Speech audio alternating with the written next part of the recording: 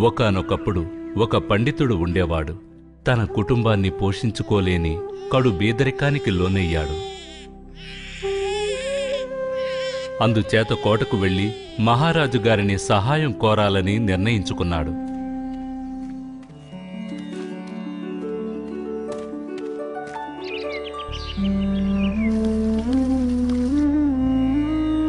మహారాజు గారిని దర్శించుకున్న వెంటనే ఆ పండితుడు రాజుగారిని పొగుడుతూ పాటలు పాడాడు. శభాష్! ఆహా ఆహా! మహదానందం కలిగిన రాజుగారు ఏం బహుమతి కావాలో కోరుకోమన్నారు. వరుస క్రమంలో పేర్చబడ్డ పావులున్న చదరంగపు పలకను చూపించి ఆ పండితుడు ఇలా అన్నాడు: మహాప్రభు, చదరంగపు పలకలోని మొదటి గడిలో ఒక వడ్లగింజను పెట్టిన పిమ్మట తదుపరి ప్రతి గడికి దానిని రెట్టింపు చేస్తే దానినే తగిన బహుమతిగా భావించదను. ఆలోచించి అడుగుతున్నావా?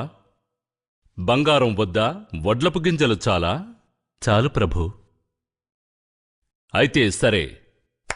వెంటనే సభ్యులు వడ్లగింజలను అమర్చారు.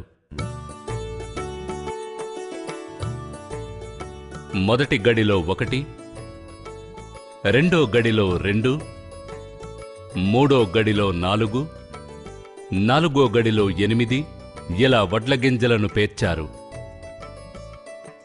10వ గడికి వచ్చేసరికి వడ్లగింజల సంఖ్య 512 అయ్యింది.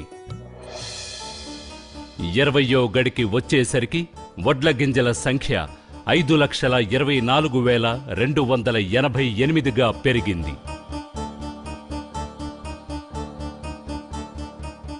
సగం దూరం అంటే 32వ గడికి చేరుకునేటప్పటికి వడ్లగింజల సంఖ్య 214,74,83,648గా పెరిగింది. ఆ తర్వాత వడ్లగింజల సంఖ్య లక్షల కోట్లను దాటింది. దాని మూలంగా తన రాజ్యమంతటిని ఆ తెలివైన పండితునకు అప్పజెప్పాల్సిన పరిస్థితి ఏర్పడింది. దీనంతటికీ ఆరంభం ఒకే ఒక్క వడ్లపు గింజ.